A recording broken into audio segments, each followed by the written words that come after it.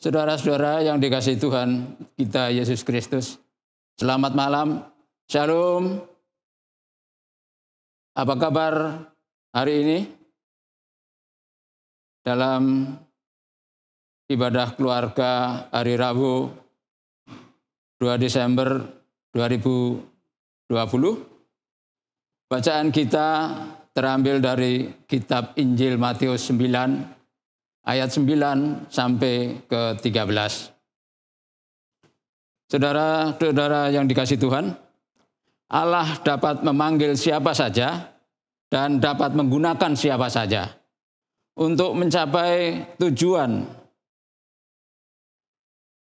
Bagaimana firman-Nya nyampe kepada masyarakat. Matius bukanlah seorang Yahudi yang saleh. Karena tidak mungkinlah seorang Yahudi saleh dia bekerja sebagai pemungut cukai. Barangkali dia adalah seorang Yahudi yang bersikap acuh tak acuh terhadap Allah dan keberadaannya. Akan tetapi setelah Yesus sang rabi keliling dari Nazaret telah menyentuh hatinya dan mengubah hidupnya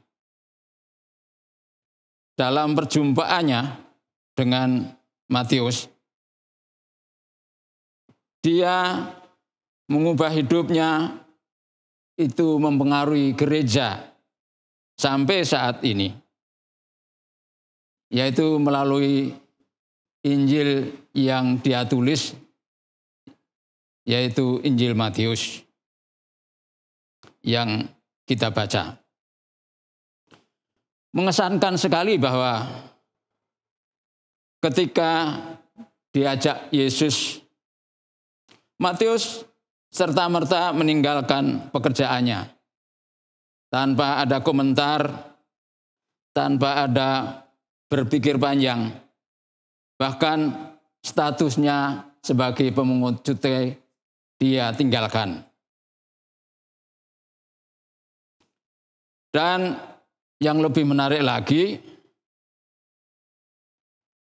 adalah keputusan untuk bersedia mengikut Yesus bukan sekedar beberapa saat, beberapa jam, beberapa hari, bulan atau tahun, tetapi untuk selamanya, seumur hidupnya. Sungguh suatu keputusan yang terkesan dalam sekejap, tapi penuh dengan komitmen, ketaatan, dan kesetiaan kepada gurunya sampai akhir hayatnya.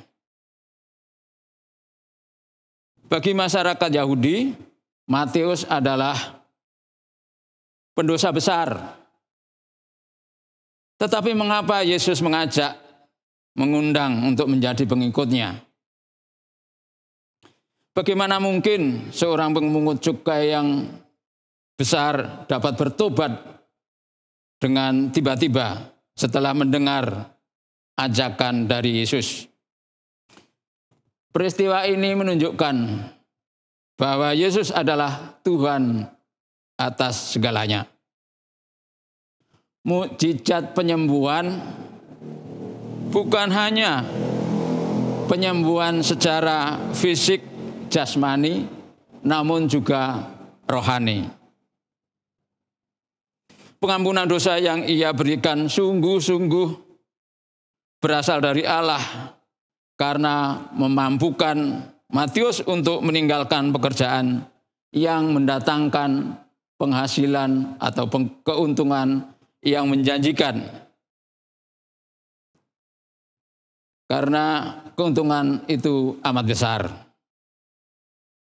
Panggilan itu sendiri bukanlah sebuah panggilan tanpa konsekuensi. Artinya ketika Allah memanggil, Ia memberikan anugerah dan sekaligus tanggung jawab.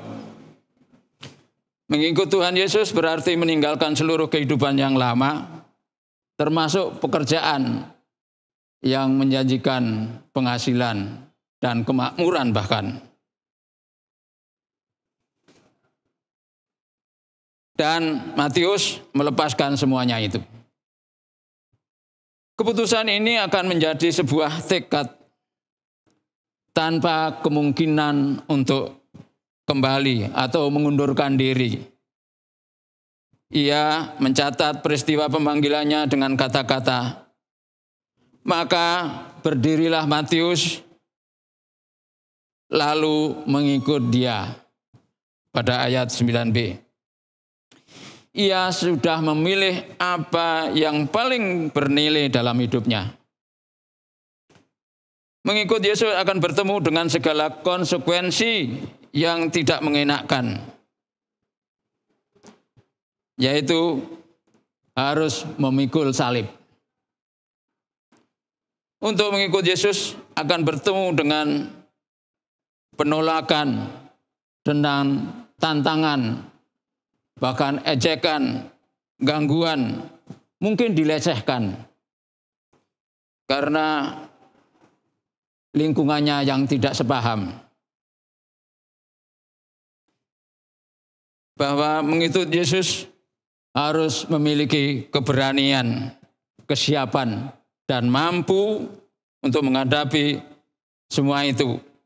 Karena komitmen utuh untuk sedia hidup sepenuhnya bagi Yesus. Jika di dalam hidup ini kita menghadapi cobaan, halangan, kesulitan, dan perjuangan yang berat, bukan dengan mengeluh, mencari kambing hitam, mencari pembenar, atau bahkan menyalahkan keadaan yang tidak mendukung, atau bersedih, tetapi harus melihat itu sebagai sarana Tuhan untuk membina iman. Bagaimana sikap kita dalam menghadapi salib? Apakah karena salib itu berat lalu kita lepaskan? Apakah karena salib itu berat lalu kita potong supaya ringan? Jangan sampai demikian. Kita harus tetap memanggulnya dengan sekuat tenaga dan minta pertolongan Tuhan untuk menguatkan kita.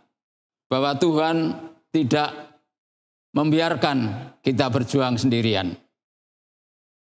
Dalam mengikut Yesus, mari kita mengikuti Dia. Bukan hanya karena mujizatnya yang menyenangkan, atau karena enaknya roti berkat yang Ia bagikan. Tetapi mari kita juga menyangkal diri, memikul salib, baru mengikut Dia.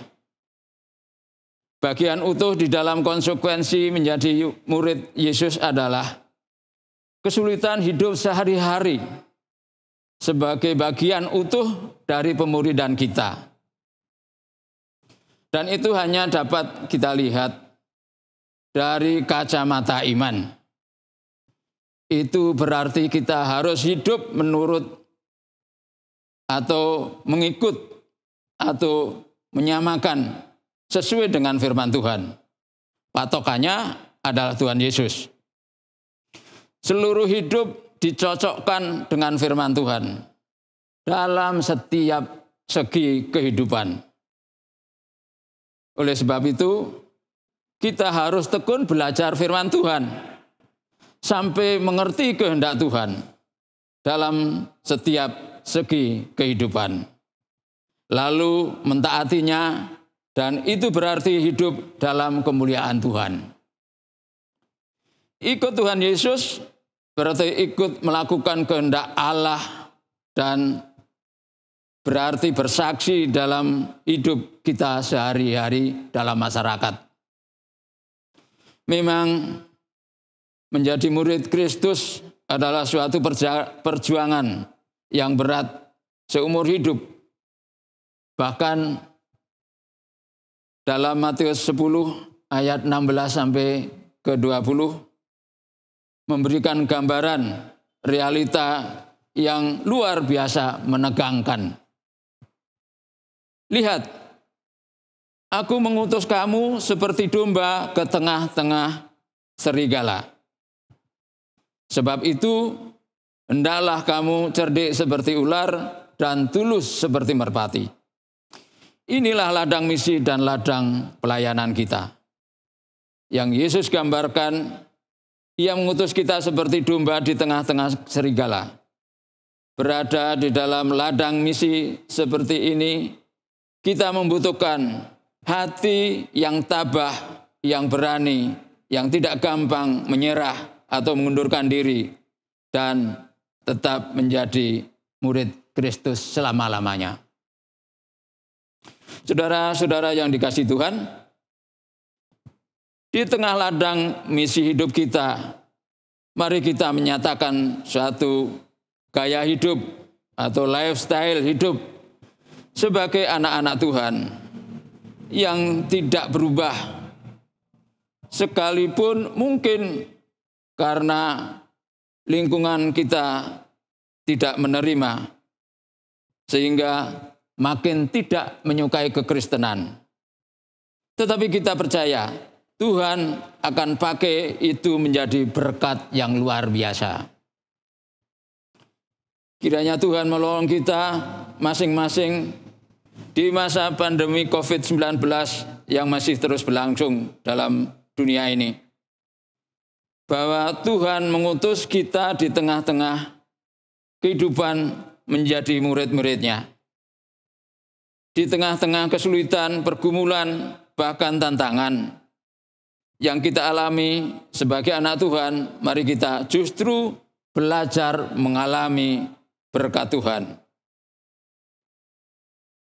Kuasa pemeliharaan Tuhan dan penyertaan Tuhan dalam hidup ini.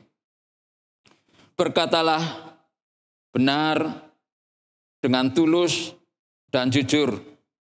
Jadilah orang Kristen, pengikut Tuhan yang setia dalam hidup ini. Tidak gampang menyerah. Takut menyatakan apa yang benar, itu berarti tidak benar. Dan di dalam Tuhan dipemuliakan. Damai sejahtera menguatkan hati kita sekarang sampai selama-lamanya.